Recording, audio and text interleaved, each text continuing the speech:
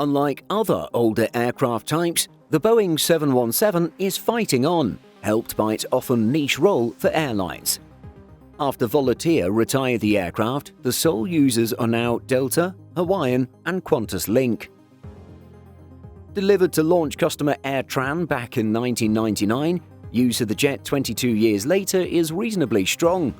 The 717 had 31.7 million seats in 2011, which in the past decade rose to a peak of 34.7 million in 2016. Not bad for an older aircraft. This is partly a testament to the type's often fairly niche operations, depending on what country is looked at.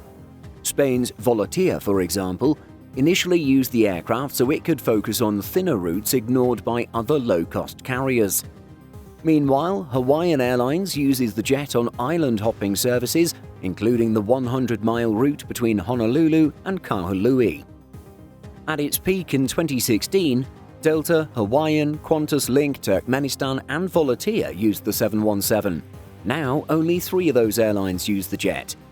Speaking in 2020, John Gissing, CEO of Qantas Link, nicely summarized the carrier's use of the aircraft.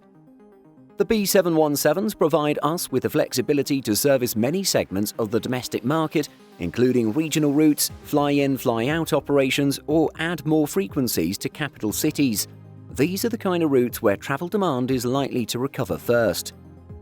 While further change this year is inevitable, Hawaiian Airlines presently has a fraction of the 717 capacity compared to Delta. This is not surprising given Delta has 45 717s versus 12 with Hawaiian.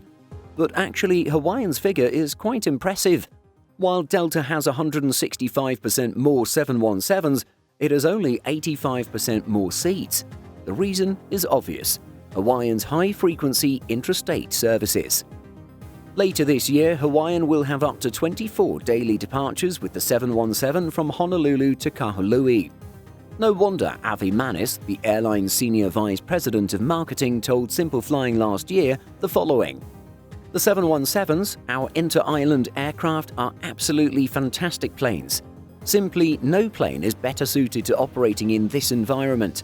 Very high frequency, short stage length, but with a lot of passengers. The 717 is absolutely the perfect airplane for that." The 717 is expected to be used on 123 routes across the remainder of 2021. OAG schedule data shows that these will be the top 10 routes. Of the 123 routes, 99 are within the US, including one-offs and limited-time services. The remaining 24 are within Australia, including Newcastle in New South Wales to Melbourne, which just launched on March 15th. Qantas hadn't operated this route non-stop for more than a decade.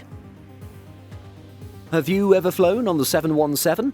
Share your experience with us by leaving a comment.